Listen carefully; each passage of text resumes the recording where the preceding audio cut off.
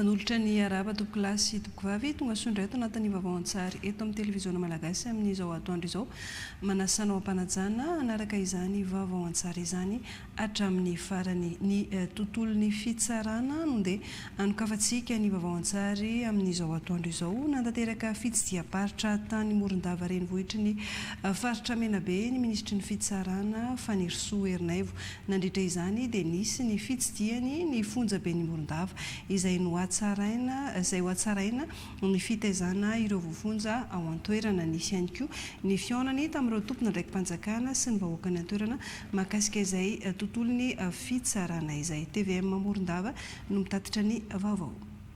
Nampahery sy nampafantatra ny zony tsirairay sy izay tokony ho fantatra ireo voafonja mahakasika ny fepetra sy ny fepotona hitazomana azy ireo ao am-ponja.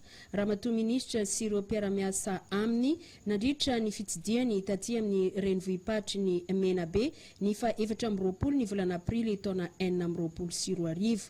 Nampanantena ihany koa izy ny amin'ny fanampiana ara-tsakafo ho an'ireo voafonja. Etsy andanin'izay dia ho atsaraina ny asan'ireo mpiandry fonja ary tsy ny voafonja ihany anefa no anaovana izany ezaka izany fa eo ihany koa ny fifandimbiasana amin'ny fanatsarana ny asa. Rehefa ato izany dia tsy mijery izay hoe meloka venareo sa tsy meloka ka izany indrindra no hitondranay ary amerendranay foana ihany fa ny fifonjana tsy natao ataovam-bola ny fanaterana sakafo, ny fitsidiana, ny fangatana, fahafana araha fepetra na liberté conditionnelle, ny fahazahoana ny ordre d'élargissement na ny fivoahanareo rehefa mahazo LP na mahazo didy famotsorana. Izany rehetrarehetra izany koa dia tianay entina mba ampazava ny mangarara amin'ny ady amikolokolo.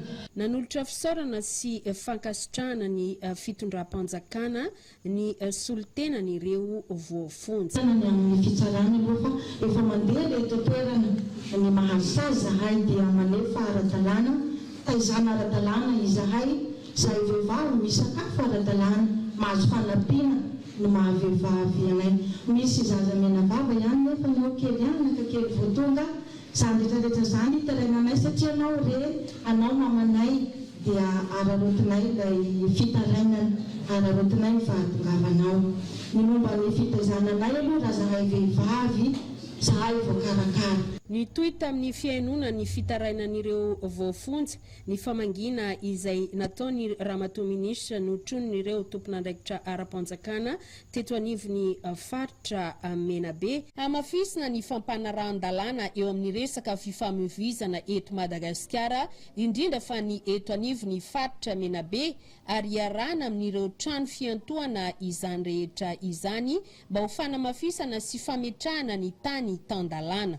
Ny vohitra izany nandritra ny fitaraina ny vahoaka teto Morondava tamin'ny ramatoa minisitry ny fitsarana sady pitazona tombo-kasepanjakana Fanirisoa Ernaivo. Anisan'ny resana teo ohatra ny assurance responsabilité civile izay anisan'ny tsy fantatry ny olona dia nezanay hoe aleo mba asiana fampatsiahivana amin'ny vahoaka, fampatsiahivana amin'ny assurance ary fampatsiahivana amin'ny olona izay mitondra fiara fa tsy maintsy atao izany fanaovana assurance amin'ny tomobila sy amin'ny fiara ny fitaovana rehetra izay mampiasa ny arabe izany mba ahafahan'ny assurance mandray ny andraikitra ny raha sanatria misy maty na maratra ireny mpampiasa ny arabe na ny mpandeha. Izao no atao dia mba hanomezana fahafampo ny vahoaka eo amin'ny asan'ny fitsarana indrindra amin'izao fanamafisana sy fampahafantarana ny lalàna amin'ny vahoaka izao ary ireo ezaka ataony fitondrana fanavaozana. Ho amafisina amin'ireo faritra 420 eto Madagasikara ka anentanana an'ireo tompon'andraikitra amin'ny trano fiantohana. Fametrahana bureau de doléance sy logiciel logis pénal sy civil mba ahazoana mangarahara eo amin'ny raharaham-pitsarana. famadiana ny diditsarana amin'ny teny malagasy. Fantatra ireo rehetra ireo nandritra ny fionany ramatoministry ny fitsarana sady pitazona tomboka sepanjakana Fanirisoa Ernaif ny 7 ny volana aprily taona 2024 teto amin'ny tokotany malalaky ny fitsarana ambaratonga voalohany Morondava. Tamin'izany no nihainoana mivantana ny vahoaka ka saika ny 70 isanjatony taraina voaray amin'izao fitsarana manakaiky vahoaka izao dia resaka ady tany avokoa. Afapo ny vahoaka raha samba no nisy fitsarana manakaiky vahoaka ka nisaoran'izy ireo ny fitondrana fanavao. Fametrahana fandriampahalemana isaky ny distrika afaka ny tebiteby ny vahoaka ao anatin'ny commune efatra ny amin'ny distrika ny Fandrina fa nahazo tohim-pasitra ny gendarmerie any Antoerana. Hitandro ny filaminana any Antoerana sy hanamafy ny ady amin'ny tsy fandriampahalemana no tanjona nametrahana izany tohim-patriny gendarmerie pirenena izany. Rakotomalala Edmond Alfred olon-tsotra no niantoka manontolo tamin'ny asa fanamboarana ny Brown Zandary sy ny trano fonenan'izy ireo. Alain Rodelisha, Rakoto Armalala. Hisahana sy ametraka fandriampahalemana maharitra ary tsirika ireo mety ho fandikan-dalana mety ho isy atao anatin'ny commune efatra aty ambadiky manangana distrika ny Fandrina. Ity tompom-paritra ny gendarmerie pirenena naorin'Andriamatora Rakotomalala Edmond Alfred eto Ambomafana commune ny miarina varatra ity. Ao anatin'ny laharam-pahamehana mipetraka Andriamatora filoha fanavaozan'ny Republikan'ny Madagasikara sy Andriamatora Prime Ministre lehibe ny gouvernemanta. Ny fametrahana fandriampahalemana maharitra sy mirindra mba ahafahany vahoaka malagasy miaina ao anatin'ny fitoniana. Toerana stratégique ihany koa ity toerana eto Ambomafana ity noho izy mifanakaiky amin'ny distrika na Tanofotsy faritra Vakina Karatra asiny ao amin'ny distrika ny Marolambo. Aty amin'ity faritra aty dia anisan'ny lalana andehanan'ireo mpangalatsonga avy amin'ny faritra ny anakanana izay ireo mpangalatra dia amin'ny faritra izay dia matsangana ity toerana eto Ambomafana. Ratsaivina dia tamin'ny 4 Jolay 2024 no natao ny ady fototra asy nanomboana fanorenana ity Brown ny tohim-paritra gendarmerie pirenena ny brigady eto Ambomafana ity ka fiara-miasa ateo amin'ny gendarmerie pirenena asy Andriamatora Rakotomalala Edmond Alfred namorona ny ED1 no nahatonga izao fitsanganana ny brigady ny gendarmerie pirenena izao. Nanolotra tany 2 hektara aho ary nanao ny fotodrafitrasa mbola volako madio ihany koa nanaovako ny tragno Brown gendarmerie sy ny tragno hipetrahan'ny gendarmerie izay hiasa eto. Tsy anjahaza ny vola nanaovana azy fa noho ny fitiavako ny tanyrazana fitiavako ny commune efatra mba ho lazany ato faritra varatra sy nany distrika ny Fandriana dia nagnorina tanteraka an'ity fotodrafitrasa ity ny tena. Ilain'ny vahoaka amin'ny ady atao amin'ny tsy fandriampahalemana atao amin'ny faritra Moromani indrindra ho an'ny distrika ny Fandriana ny fitsanganana n'ity brigade ny gendarmerie pirenena ity. Nay ny fiara-miasa eo anivon'ny faritra sy ny gendarmerie dia fa tsara hatramin'izay ary vao maika moa misy an'izao zavatra izao dia vao amafisana vao maika ho amafisana izay fanatsarana an'izay zava-dehibe ho anay na dia faritra sy commune zany ny fisian'izao fanatsarana ny fandriampahalemana izao. Tamin'ny alalan'ny lanonana ara-miaramila sy fanolorana mari-pakasitrahana hita maso meday volamena sy volafotsy ary alimo avy amin'ny gendarmerie pirenena ho an'ireo nahavita be sy nanao ny any tsy ho zavatra teo amin'ny fanatanterahana ny asany no nanamariana ny fotoana ka natratra 7 mianadahy izy ireo noho ny sitraka izany. Nahitana sivily sy miaramila. Tanjon'ny gendarmerie pirenena moa ny ametraka fandriampahalemana maharitra sy manakaiky vahoaka mba ahafahan'izy ireo miary sy manatanteraka ny asa andavanandro ao anatin'ny filaminana sy ny fandriampahalemana.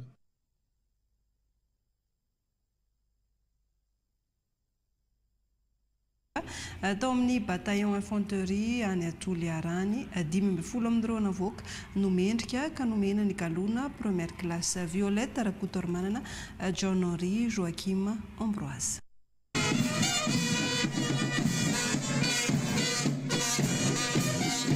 zatovolahy indray mihira antoko taona 2024 andeha ny faharoa misa 2020 no navoaka ambany faneva tato amin'ny Bantayan Infanterie Toliara rehefa avy nio fanatanatin'ny 3 volana. Ny 12 tamin'izy ireo no notolorana galona première classe. Nomena azy ireo ny fiofanana fototra, ny fahalalana ary fahaiza-manao ara-miaramila. Androany tokoa moa no naseho teo ambany fanevan'ny bataillon ny zatovolahy miisa 520 antoko taona 2024 andeha ny faharoa. Naharitra 3 volana ny fiofanana. Ny sasany dia aparitaka any amin'ny Olafy. Misy telo ny Olafy anaparitahana anazy any Beza, any Antanimeva dia any Antanandava Mbaikily. Manohy ny fanompoatan-drazana mandritra ny 2 taona. Ka ny mendrika amin'ireo mandritra n'izay fotoana anaovan'ny fanompoatan-drazana zay no rangazena amin'ny fotoana izay mahamety azy. Mitakezaka lehibe ny fanompoana ny firenena sy ny vahoaka. Nisy ny fanolorana mari-pakasitrahana ho an'ireo rehetra nandray anjara tamin'ny fampianarana sy ny fampiofanana. Nofaranana tamin'ny matso ny lanonana. La fomba vao manodidina ny fampiofanana no anoizantsika ny vaovao-tsara amin'izao atoandro izao. Ny fikirakirana ny teknôlôjia sy ny tontolo nomerika dia tsy hafa misaraka amin'ireo tanora intsony ankehitriny any Toliara nomena fiofanana ampitombo ny fahalalana amin'izay fikirakirana ny teknôlôjia moderna izay ireo tanora mba ahafahany mamorona asa ho an'ny tenany fa tsy handany fotoana fotsiny. Tantsoroka avy amin'ny PIC no nahafahana nanofana ireo tanora tany Toliara ireo. Farella Asinimira Londorno. Mba tsy ho mpanjifa teknôlôjia fotsiny fa ho mpandray anjara mavitrika amin'ny famokarana sy ny fanofanana ny farany tantsaina artifisialy ny tanora eto Toliara. No nanomezana ity fiofanana mifototra amin'ny fampiroboroboana, ny fandraharahana, fampidirana amin'ny teknôlôjia sy fampienana ny elanelana nomerika aty amin'ny faritra. Fiofanana niarahana amin'ny ministerany haitao arakajy mirindra ny poste ary ny fifandraisan-davitra ao anatin'ny tantsoroky ny pôle intégré de croissance na ny PIC. Lohahevitra voalohany natao teto. Ny ray voalohany dia ny hoe fandalinana ny tanora fahazamanao momba ny fampiasana ny intelligence artificielle. Maro ny efa manao fa mbola ataontsika hoe les versions basiques no ampiasaina. Dia nisy sensibilisation to sy formation ataontsika hoe ataoko hoe mbola introduction satria mbola maromaro niveau 1, 2, 3, 4 io fa mbola fampidirana fotsiny le natao teo zany fa ozana antoizina manaraka. Ny faharoa dia ny resaka fandraharahana. Ahoana ny etape sy ny toe-tsaina tokony anan'ny tanora mba hiditra amin'izany fandraharahana zany satria tsy ho vita ny hoe lasa hanana asa daholo tanora-tsika reo fa sasany koa zany tarintsika mba ho lasa mpamorona orinasa mba hiasany na koa ampiasa olo. Tamin'ity fotoana ity ihany koa no ny fampizaran'ireo mpisitraka ny fandaharana asa miary digitaly sy ny miary agribusiness tourisme ho an'ireto tanora vao mikarakara asa ireto.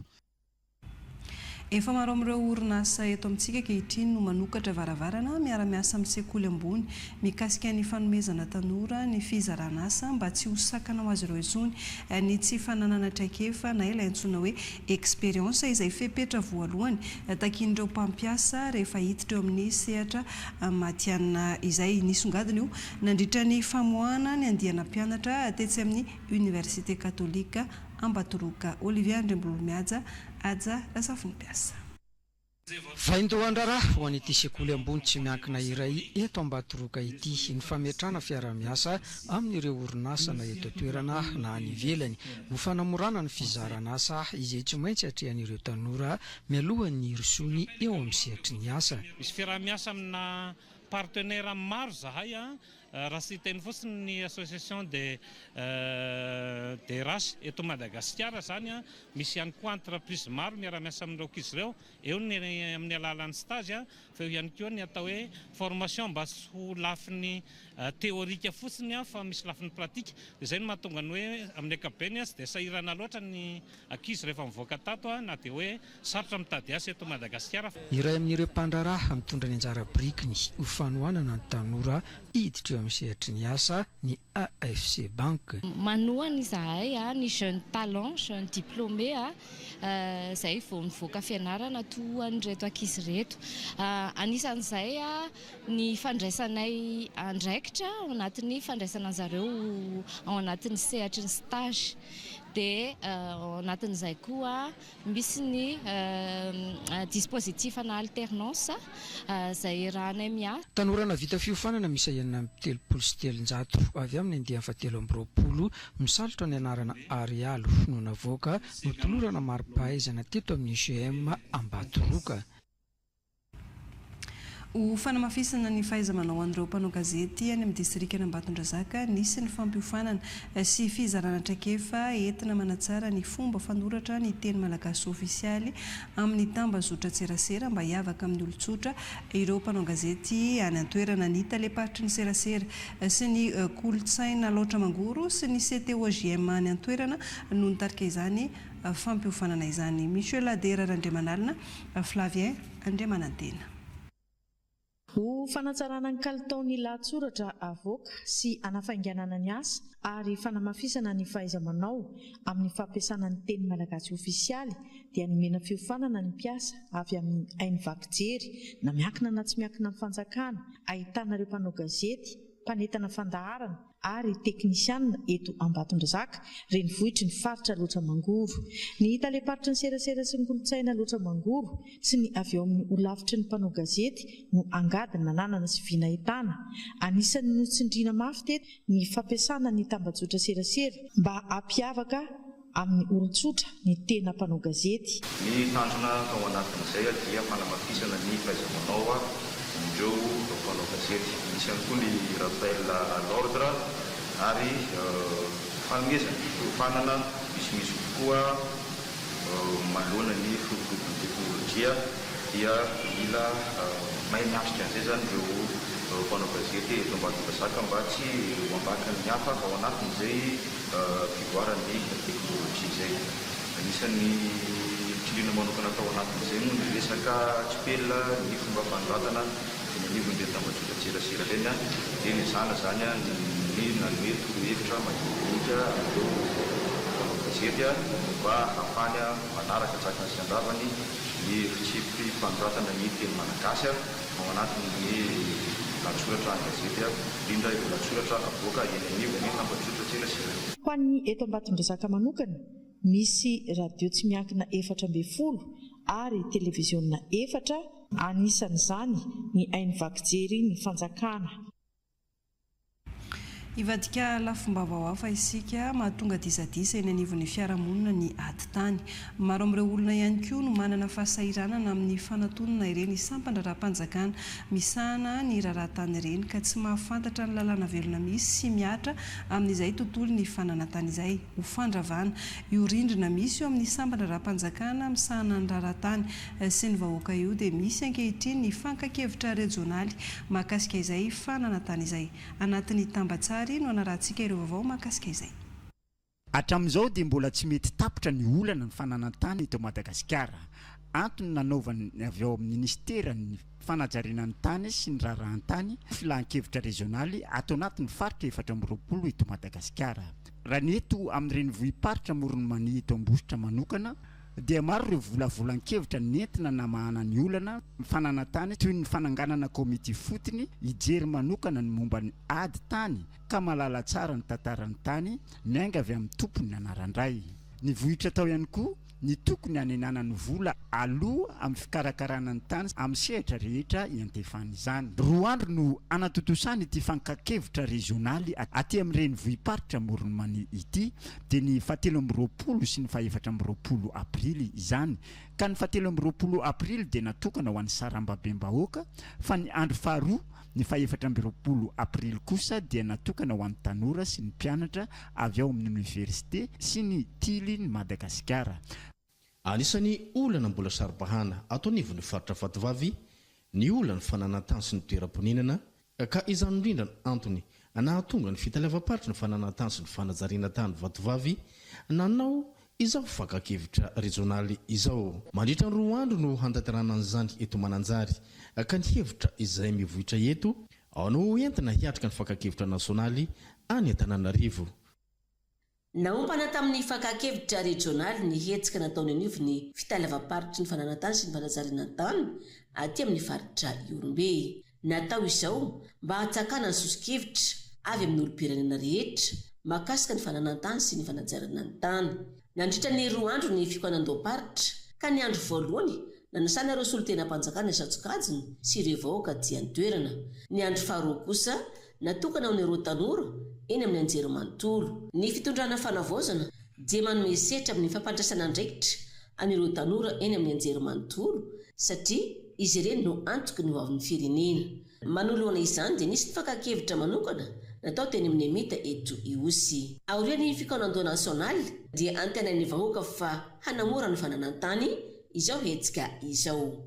Hitadiavam-baolana aty fotony sy anavaozana indray ny lalàna mahakasika ny fananana sy fampananantany eto Madagasikara no antopisian'ny feonambem-paritra mitety distrika hoy ny talim-paritra Analanjirofo. Ankoatran'ny politika nasionaly napetraka ny ministera dia manana ny paikady ihany koa i Analanjirofo. Mahakasika ny fianenisa tokantrano ny raharahantany. Zava-dehibe ny fahafantarana ny zava-misy naraina tolo-kevitra nandritra ny 2 andro teto. Hoy kosa Maître Todiarno, lehibe ny faritra Analanjirofo. Nanentana ny fitalevam-paritra rehetra izy mba hanao toy izao ho hainga avao amin'ny fampandrosoana ny faritra ity. Natao ity mba ahafahan'ny rehetra mandray anjara amin'ny fampihenana ny olana ara-tany. Noresina ny soratra ary hoentina amin'ny nasionaly avokoa ny fanasarana izay nivoaka teto. Olana saribahana miteraka savorivory eny anivon'ny fiarahamonina ny fifanololana momba ny raharahany tany. Visy ihany koa ny mikarakara ny taratasy tany eny anivon'ny sampandaraha momba ny fananantany sy ny fandrefesatany noho ny sy fahafantarana. Ho fampahafantarana sy ho fanatsarana ny fomba hitatanana ny lalàna mifehy ny fananantany no anaovana ny fakakevitra mienga ety fotony. Ahafahana manavao ny fomba fiasa, mamaolana sy mampirindra ny fiarahamonina ny fametrahana rafitra mienga ety ifotony. Ka zava-dehibe tokoa izao atrikasa na ahafahana naneho ny hetaheta-ny tsirairay izao. Antoky ny fombiazana amin'izao fanavaozana izao fanao-kevitra ava amin'ny tsirairay ka zava-dehibe hampihenana ny tahany aditany eto Vangaindrano fekevitra naroso ny mpandray anjara ireo. Mijoro manohatra ny fakan'olo-tokana ny tanin'izy ireo ny ponina ao Andakoro, commune Betsinjaky nisy ny hetsika. Fanairana nataon'izy ireo ny zoma teo ary miantso ny manam-pahefanana ny toeran'izy ireo mba hijery akaiky ny toedrara. Olivier Andrebololo mihaja aja lasafin'ny mpiasa.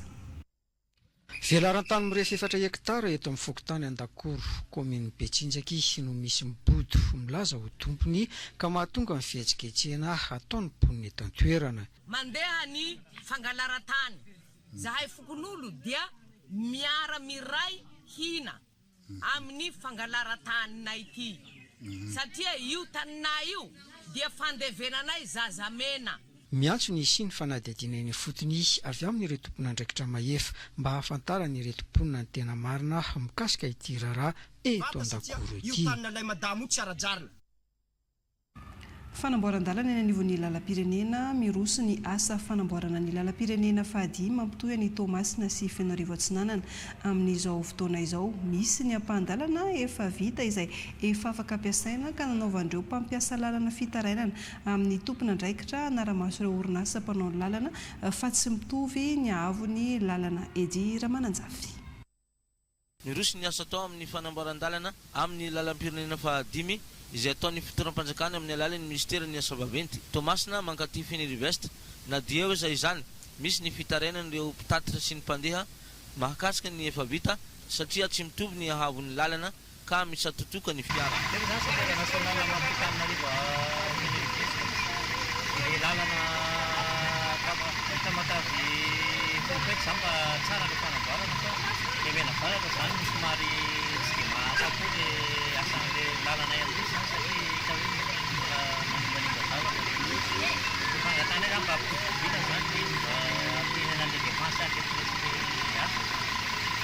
saorana rehefa vita aloha zany fanjakana dia le mbola tsy vita zany fanjakana mba hitovitovy rehefa hanambarana mba vita tsara ny lalana iny.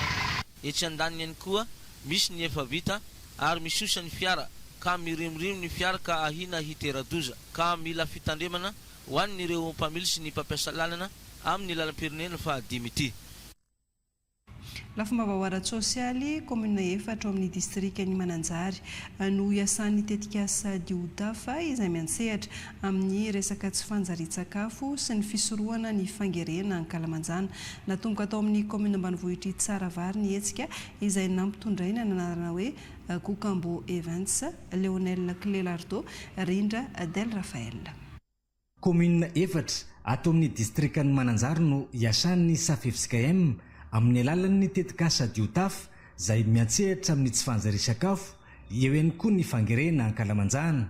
Ka teto amin'ny komina ambanivohitra Tsaravari androany no nanatanterahany izy ireo ny hetsika izay nampitondrainy anarana hoe Kokambo Events, ka nisy araka izany ny fifaninanana manamboatra sakafo maro loko, miovaova sy ara-pahasalamana, ny fampiratiana izay iarahana amin'ny vondrona mpanohan'ny fotony aty an-toerana.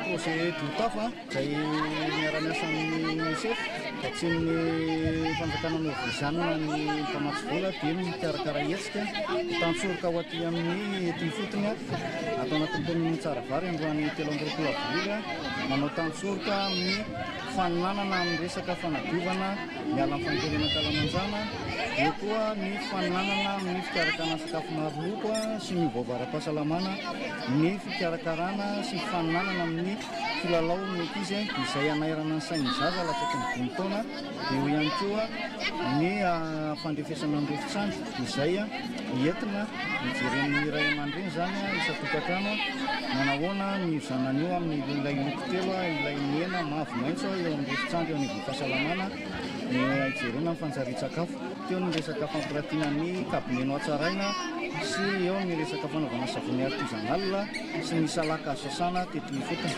Tanjona dia hanana kabine isa-tokatrano ary ho anjara ny sakafo ny reny bevoka ny vehivavy mampinoana tohana amin'ny fanjarian-tsakafo. Nisy ny fitsidiana natao ireo tranoheva misy ny fampiratiana izay entina hitsarana sy hamantarana ny lesoka izay mbola tokony ho harenina amin'ny fanamboarana sakafo miovaova sy maro loko ary ny fahadiovana indrindrandrindra ao anatin'izany izay niarahana tamin'ny avy ao amin'ny sampandraraha amin'ny sahana ny sakafo aty an-toerana, ny ao amin'ny ministeran'ny rano sy ny avy ao amin'ny fahasalamana. Taorian'izao hetsika izao moa dia nisy ny loka nozaraina ho an'ireo vondrona mpanohan'ny fotony ireo ho fampitaovana azy ireo. Hijanona ny Mananjary ihany isika nahazo fitaovana maro entina hanatsarana ny kalitaon'ny fitsaboana ny CHRR Mananjary, fiara-miasan'ny fitondram-panjakana sy ny INOPC no nahafahana namatsy vola ny fampitaovana. Rindra Del Rafael. Ankoatra ny fanatsarana ny bloc opératoire sy ny fandraisana marary eto anivon'ny hôpital be Mananjary dia nisy ihany koa ny fampitaovana maro ho entina hametrahana ity fitoeram-pitsaboana ity ho lasa hôpital pilote eto Madagasikara. Novatsiana fitaovana koa ho an'ny anesthésie, nahazo appareil d'anesthésie, nahazo moniteur na surveillance, nahazo table opératoire, nahazo bistouri électrique sy ny mobile rehetrarehetra anatin'ny bloc opératoire dia noavaozina ihany koa. Ankoatr'izay nahazo koa tsika fandriana vaovao sy matela vaovao ihany koa, misy anakiroa médicalisé dia misy 20 lit simple.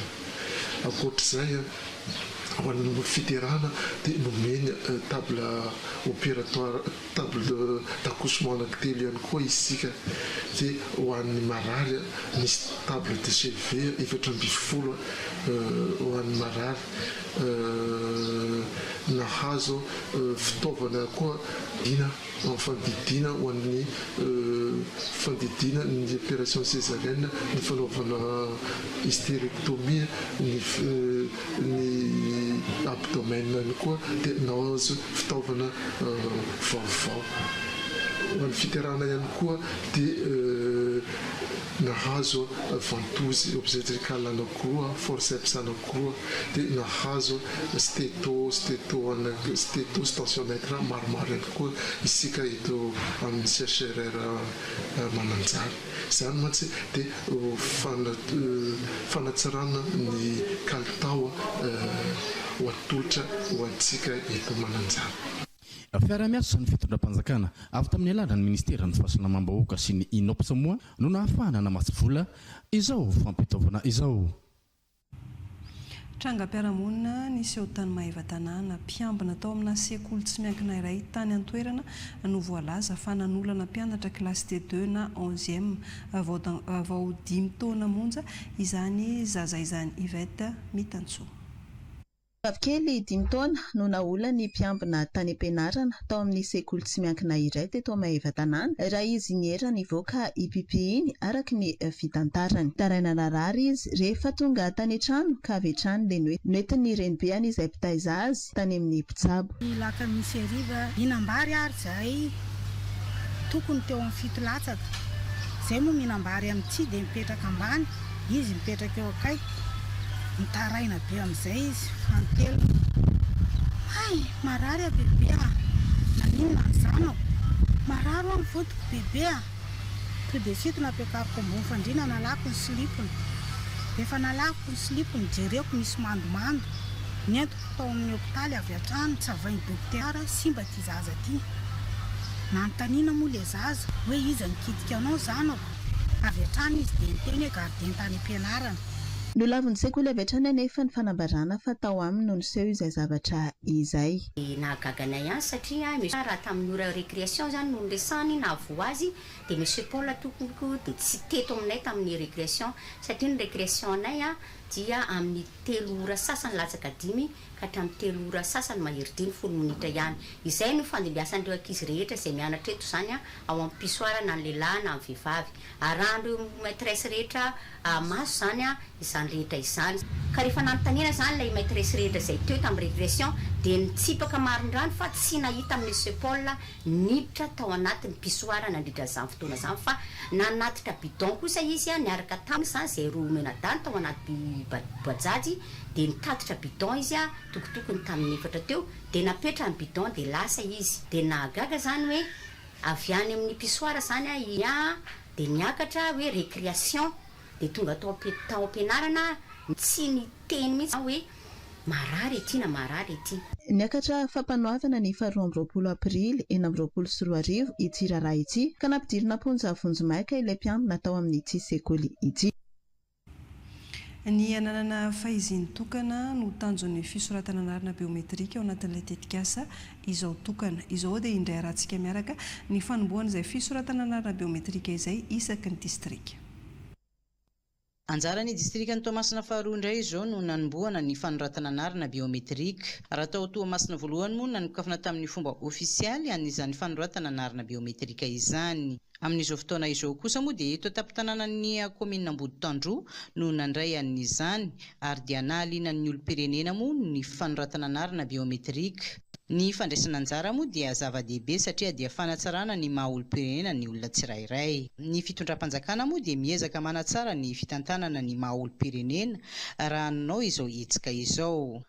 Mbola marefo ny fotodrafitrasa hitahirizana ny fahaizina sy ny fiankonana ny anivon'ny kaomina. Betsaka ihany koa ny olona sy misitraka ny jony noho izy sy voasoratra ara-panjakana. Zahirana araka izany ihany koa ny fikarakarana ny antota taratasy. Vahaolana amin'izany ny entin'ny fitondram-panjakana mijoro ankehitriny amin'ny fisoratana anarana biometrika. Ny olom-pirenena feno 12 taona no hosoratana anarana mba hahafantarana ny tena mahaizy azy. Aorian'izao dia hiparitaka amin'ireo komina raika amin'ny 30 misy atao anatin'ny distrika ireo olona efa voafana mialoha hikirakira ny fanoratana anarana biometrika.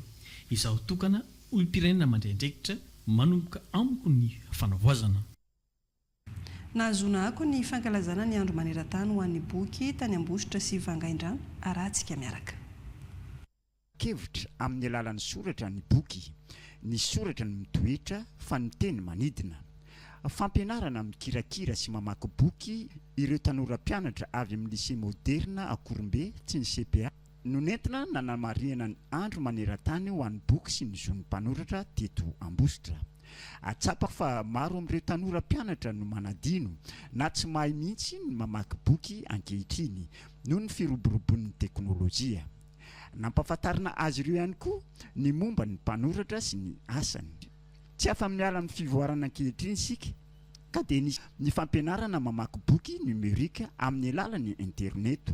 Ny ara-dalàna tamin'ity hetsika ity ihany koa ny fanombohan'ny fankalazana ny 10 taona ny faribolana sandratra izay niara-nisa lahy tamin'ny fitalevam-paritry ny serasera sy ny kolontsaina na molavola izao hetsika izao. Nisy ny loka izay nomeny ireo mpianatra nandray anjara tamin'ny famakiana tononkalo izay avy amin'ny faribolana sandratra.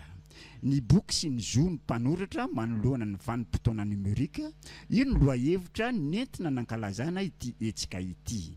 Manana ny toerany lehibe amin'ny fanovozam-pahalalana sy fanotaram-pahaizan'ny olona ny boky. Vokatry ny firoborobon'ny teknôlôjia sy ny fanatontoloana dia variana amin'ny fizerena fahitalavitra sy ny tambazotra serasera ny tanora. Matory sy variana tahaka izay ihany koa ny mpamorona sy ny mpanoratra ato amin'ny faritra atsimo atsinanana. Ho fanomezana sehatra ny mpamorona sy isintonana ny ankizy ho tia mamaky boky no antony anaovana izao hetsika izao. Samy nanamarika ny andro maneran-tany ho an'ny boky ny 17 volana avrily avokoa ireo distrika. Ka niompana tamin'ny famaky boky ny hetsika rehetra natao na ny teto Vangaindrano na ny tao amin'ny distrikany Farafangana sy Vondrozo. Ka ny lohevitry ny fanamarihana ny novelbelarina tamin'ny mpianatra sy ny mpanabe teo anivon'ny sekoly dia ny hoe ny boky sy ny mpamorona manoloana ny vanim-potoana ny numerika. Lafim-baovao manodidina ny fizahantany manome taratra ny famatorana eo amin'ny fiara-miasan'ny diaspora malagasy sy ny ministeran'ny raharaham-bahiny ny nahazoana famatsim-bola nanganana site touristique communautaire izay tatany Babaomby Nature Conservation na ny BNC ao Andrano Vorondronona distrika Natsiranana faharoa. Andriantsarafeno Arso Nirina. Harena voajanahary mahaliana ny mpizahatany mitsidika eto Madagasikara avokoa ireo naseho sary ireo ka nandrafeta ny ONG Babaomby Nature Conservation na BNC tetikasa ahatongavana amin'ny fametrahana io toerana ao Ampofofo commune Andrano Vondrona. Io ahafen'ny fepetra maha site écotourisme communautaire azy. Tetikasa dia iarana miasa amin'ny association alefa diaspora izay avy any Bruxelles zay tarihany mirana rajouation dia afahany BNC zany afahanay zany misokatra bebe koa zany au niveau international. Hiandrandra tombontsoa mivantana amin'ny tetikasa io ny aveny fotony. Commune zany dia tsy maintsy misy tombontsoa azo avy amin'ny anatiny zany izay fangarana amin'ny reto mpiara-mongonandro rety amin'ny hoe firihisan-jato ilay vola miditra amin'ny entiny regny touriste regny zany no miditra amin'ny kitapom-bola commune. Hita nefa misy avantage zay an-tanàna satria ilay vokotra an-tanàna misy aminay hany zegny igny fony ahodinginay amin'ny site io zegny ataontsika ohatra draritra, hantely, laoko igny zegny tianay atao agnatin'ny site écotourisme io zegny amin'ilay fizahantany io koa misy mba isian'ny tanoranay asa an-tanàna koa zegny ny fisokafan'ny le projet ataon'ny BNC aminay. Fananganana fotodrafitrasa sy fanatsarana reo sehatra andraisana vahiny no asa ho tanterahana ankoatra ny fanofanana reo vondron'olay fotony sy ny fikambanana izay misehatra mivantana amin'ny fandraisana reo vahiny mpitsidika. Ny fanakalozana nandritra ny atrikasa nanomboana ny tetikasa ihany koa ny drafitra entina mipaharitra ny fitantanana mba olovain-jafy ary hanaja ny sotoavina sy ny kolotsaina mampiavaka ny Babaomby izay lohan'ny Madagasikara. Namory ireo mpitantana trano fandraisam-bahiny any Osy tao amin'ny birao fiasan'ny komisera any an-toerana nambatsahivina azy ireo ny lalàna sy ny fomba fiasa tokony atao mahakasika izay fandraisam-bahiny izay fetiny aina Andrianjafy. Manomboka ahitana tsy fanaran-dalàna any amin'ny toerana fandraisam-bahiny sy toeram-pisakafoanana eto Osy ka antony nampiatson'ny teo anivon'ny komisaria ny polisy-pirenena eto Osy ireo tompony sy mpitantana trano fandraisam-bahiny eto an-toerana nampahatsahivina azy ireo indray ny lalàna sy ny fomba fiasa tokony atao mba ahafahana mitandro filaminana any amin'ireny toerana fandraisam-bahiny ireny. Nisy koa zany ny fampiantsoana namory ireo olona rehetrarehetra tompony trano zay fandraisana vahiny etiosy na kely io a na lehibe dia nantsona daholo satria maro ny tsy fanarahan-dalàna hita etika napatsehivina ny zareo tsirairay ny fampanaran-dalàna amin'izay fandraisana olona eto iosy zay zany hoe ny olona ny zareo mandray olona rehetrarehetra eto zany a dia tsy maintsy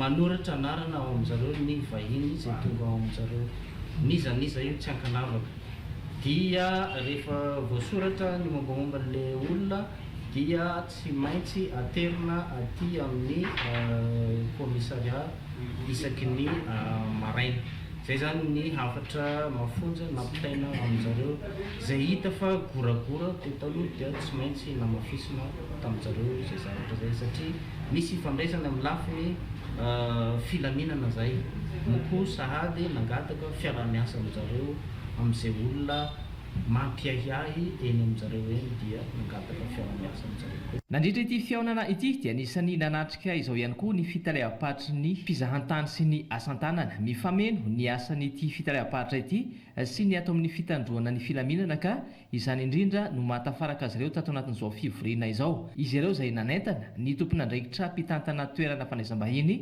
mba handoa ny vignette touristique satria izany ihany koa dia fomba anankiray ahafahana mampiroborobo ny sehatry ny fizahan-tany aty ifotony. Lafim-baovao ara-panatanjahantena efa manomboka ny fifanana fanatanjahantena an-tsekoly ankehitriny ahafahana mandrafitra ireo ekipa hisolo tena ny farim-piadidim-pampianarana na ny draine isam-paritra dia natomboka isaky ny Cisco ny fifananana. Ireto mpianatra championnat régional sport scolaire aty amin'ny Cisco ny Brickaville ireto ny solotena ny draine antsinanana amin'ny sport scolaire national. Medaly volamena 5, volafotsy iray, alimo iray no iambozona ny reto izy tamin'ny fandrombaka izay nandraisany Cisco aty amin'ny draine anjara dia ny Cisco ny Manoro, Tanambony Manampontsy, Marolambo, Vatomandry, Tomasina voalohany, Tomasina faharoa izay natao tany Folopointy. Iverina moa fa amin'ny volana Aogositra taona 2024 ity no anatontosahana izy ireo ny sport scolaire national. Efa miomana amin'izany radio moa ny ekipa mpandray anjara avy ety amin'ny Cisco ny Brickaville. Sy afa-misaraka amin'ny fanabeazana tanjahantena an-tsekoly taorian'ny fotoana vitsivitsy izay tsy nisiny izany dia naverina ny fitondram-panjakana indray ity fifaninanana ara-panatanjahantena an-tsekoly ity ka nosokafana tamin'ny fomba ofisialy teto amin'ny kianja munisipaly Andilamena izany izay nampisalorana ny anarana hoe Dalao 420 manomboka ny 12 ka hatramin'ny 14 ny volana avril 420 izao. Ny lehiben'ny district no nanokatra izany tamin'ny fomba ofisialy ary tonga taty toerana ihany koa ny talepatry ny fanabeazam-pirenena Alaotra Mangoro niaraka tamin'ireo lehibe ny sampandraram-panjakana sivily sy miaramila. Taranja maro no ifaninanana ireo mpianatra dia ny baolina kitra, basket, azakazaka sy ny maro hafa ka izay azo vokatra tsara no tafiakatra hitondra ny voninahitry ny district Andilamena amin'ny fifaninanana regionaly. Nararaoty ny talepatry ny fanabeazam-pirenena ihany koa ny nampita vaovao avy amin'ny fitondram-panjakana amin'ny fanavaozana dia ny nivoany subvention ho an'ireo mpampianatra fram sy ny recrutement izay ho atao ampahabemaso. Manamarika indray izao hetsika izao fa mitoy ny ezaka ampiroboroboana ny fanatanjahantena eo anivon'ny sekoly ho fanabeazana ara-tsaina sy ara-batana ho an'ny tanora. Dia be ny ainga avy eo amin'ny tokotanin'ny Braony farim-piadidam-pampianarana Ambohimasoa nahitanareo mpianatra avy amin'ny Zapy Vanambefolo atao amin'ny Cisco Ambohimasoa hiazo ny kianjana Andriambato no nanamariana ny fanomboana tamin'ny fomba ofisialy ny fanatanjahantena an-tsekoly ho an'ny Cisco Ambohimasoa. Lamina ary nizotram-pilaminana ny fanomanana ny pitsipitsy ny ara-teknika nantanterahana izao hetsika izao. Ny fanatanjahantena an-tsekoly dia isan'ny tany ketsa ahafahana mambolavola reo atleta mendrika ho eto amin'ny firenena mampiombona ary manamafy ny fanasakina ny fanatanjahantena an-tsekoly no mafisy ny ramatoa lehibe ny distrika izany nandritry ny nanokafany tamin'ny fomba ofisialy ny hetsika ary namporisiany reo mpianatra mpandray anjara rehetra mba hampiseho lalao mendrika ao anatin'ny firalahina. Haharitra 3 andro moa ny fifaninanana izay atao eto amin'ny renivohitry ny Cisco Ambohimasoa ary ireo izay mivoaka mpandraisa amin'izao fifaninanana izao no hisolo tena ny distrika any amin'ny fifanana regionaly izay hatao any amin'ny distrika ny Kialamavony. Totosa ny dingana voalohany amin'ny fiadina ny amboaran'ny Madagasikara na ny As Coupe de Madagascar 2026 tany Antalasy Analanjorofo. Arahantsika ny famtinana ny lalao.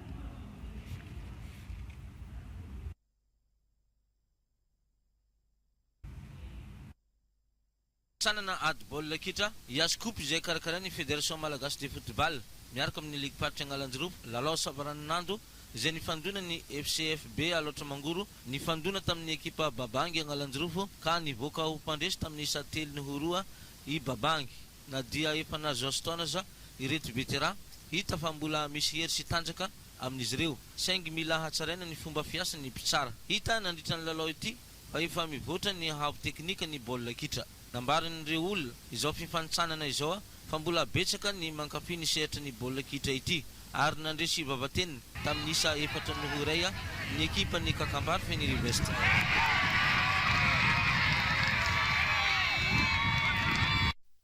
Baolina tokana tafiditra ingai Freeman elatra vanan'ny AFC Ambiance tagny amin'ny fa 20 minitra nandritra ny fizaram-potoana voalohany no nitondra ny fandresena ho an'ny ekipa ny Association Football Club Ambiance avy eto Antala na ny AFCA nanolona ny KFCA avy any Ambanja. Fifanitsanana savaranando ho an'ny As Coupe de Madagascar taona 2020 izay natao teto amin'ny kianjan'ny munisipaly ny Antala niara-niasa tamin'ny Ligue Party ny baolina kitra aty Sava. Niezaka ny ampitombony isa tamin'ny alalan'ny fanafiana maro samihafa ny AFCA fa saingy tsy nahita irika nanolona an'ireo vodilahara ny KFCA. Irainy tsy misy araka izany ny isa nisarahan'ny rotonta nandritra ny 90 minitra fotoana ara-dalàna. Voaositra ho mpilalao mendrika nandritra nyity lalao ity i Selin vodilahara ny AFCA. Araka ny fandaharam-potoana moa dia ny ekipa ny Koza DS avy any Antsiranana no ifanena amin'ny AFCA amin'ny dingana faharoa. Amaranantsika ny vaovao an-tsara amin'izao ataondro izao ny fifaninanana famakiana coran izay atao any Sénégal nandefa solitena tanora malagasy mirala hiatrika ny fifaninanana hadis sy mamaky coran ny Sénégal ny fikambanan'ny silamo malagasy izay fiara-miasa amin'ny fanjakana saoudiana sy sénégalais fandroana izay no fandraisana anjara Madagasikara anjara amin'izany fifaninanana izany aty Afrika nanomboka omaly ary farana rapitso ny fifananana Aurelia Rafringa. Ihaja nantena ina Imran Zainuddin sy boto tian'Almanana Ousmane Sadji izy roa mirala ireto no voafantiny fikambanana silamo malagasy avy eto Madagasikara hiatrika ilay fifananana hadis sy Qur'an any Sénégal mandritra ny 3 andro. Ity no fifananana faharoa aty Afrika taorian'ny Afrika Atsimo nandraisan'ny Madagasikara anjara. Hifaninana hamaky manontolo ny boky masina Qur'an i Imran Zainuddin raha hifaninana amin'ny hadis na ny tenin'ny mpaminany mahakasika ny fandriampahalemana sy ny fanazavana mahakasika an'izay kosa i Ousmane Sadji. Ny fanamanana moa andeha hiatrika an'izao concours hadisy sy Qur'an any Sénégal izao dia efa nanomana ihany alhamdulillah satria mba efa nahazo fotoana maromaro zay. Raha ny herintsika aloha dia tena vonina mangataka amin'ny Allah tsika mba azo vokatra tsara inshallah. Tombontsoa maro no azon'ny Madagasikara amin'ny fifaninanana tahaka izao ankoatra ny fandraisana anjara amin'ny sehatra aty Afrika dia fotoana ihany koa hafana misarika ireo vahiny hitsidika ny Madagasikara. Riarintsika malagasy ny miatrika fifaninana tahaka izao mba ahafantarana ny nivoantsika amin'ny famakiana Qur'an zany ary ampisehoana koa ny maneran-tany fa manana zany olona afaka miatrika ny fifaninana tahaka zany isika malagasy. Angady nanana sy vina hitana izao fandefasana tanora malagasy hiatrika fifaninanana any ivelany izao ny fikambanana silamo malagasy fiara-miasa amin'ny fanjakana saoudiana sy ny ministera ny fanabeazam-pirenena ao Sénégal. Tapitra ny vaovao an-tsary makasitraka ireo namana teknisiana sy ireo namana mpanao gazety na any amin'ny faritra na teto Antananarivo niara-ny salata amin'ny fanatotosana ny vaovao an-tsary fa indrindra makasitraka anao tany tokantrano-tany nanaraka hatramin'ny farany vaovao an-tsary izay natolotra teto tamin'ity sabotsy ity mirary farany herinandro finaritra ho anao tompokilasy tompoko vavy ary mametraka ny veloma mandra-peona ihany koa amin'ny manaraka indray veloma tompoko.